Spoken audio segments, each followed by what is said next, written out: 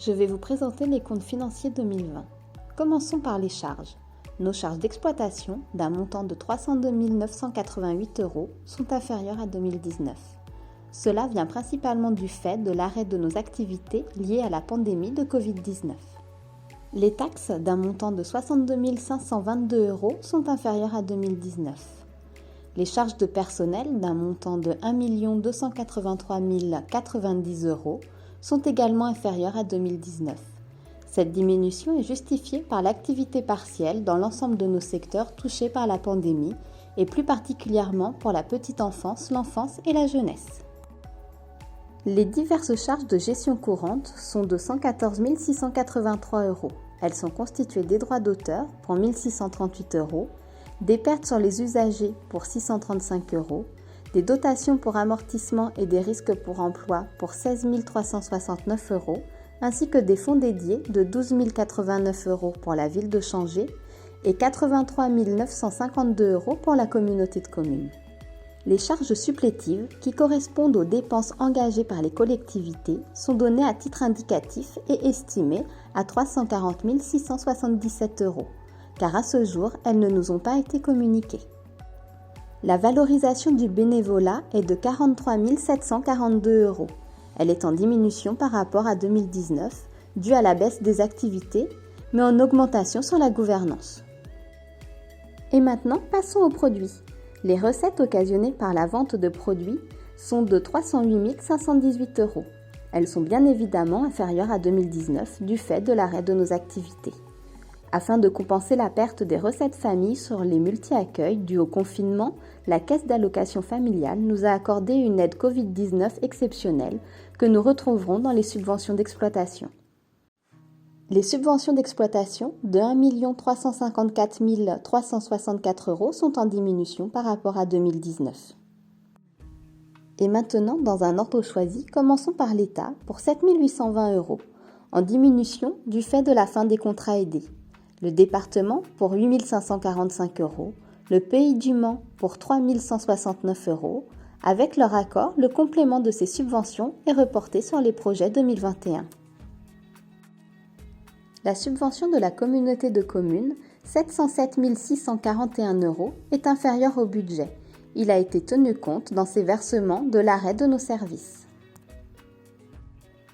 Les subventions des collectivités concernant différents projets sont respectivement pour Brette-les-Pins, 3 045 €, pour Chasles, 2 250 €, pour Changé, 194 627 €, pour Parigny-l'Évêque, 7 435 € et pour Saint-Marc-d'Outillet, 2 924 €. Concernant les subventions d'exploitation, nous avons reçu de la CAF 402 324 € répartis en 4 chapitres de financement. Le premier concernant les agréments centre social et famille pour 91 697 €. Le second concernant les prestations de services liées aux activités pour un montant de 254 933 €. Le troisième, les subventions d'aide aux projets et handicap pour 1 300 €. Et le quatrième, aide exceptionnelle Covid-19 pour 54 394 €.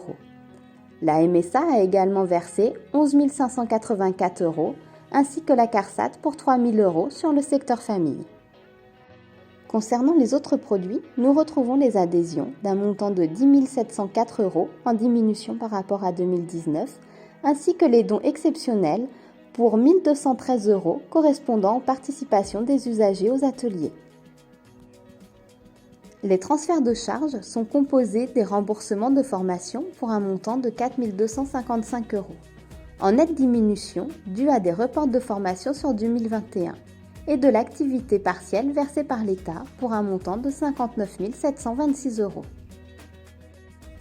Les reprises sur provision pour un montant de 32 543 € sont constituées de 9 206 € pour faire face à nos obligations sociales et de 23 337 € correspondant à la reprise des fonds dédiés de la communauté de communes de l'année 2019.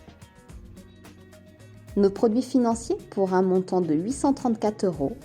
En ce qui concerne nos produits exceptionnels, ils sont en grande partie dus à des versements de prestations de l'année 2019 de la MSA et des participations des usagers. Pour clore les produits, nous retrouvons la contrepartie des charges supplétives et du bénévolat.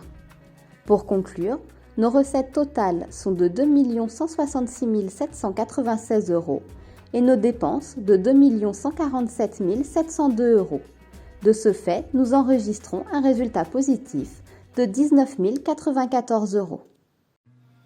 Le bilan. Les différents postes du bilan renseignent sur la santé financière de l'association.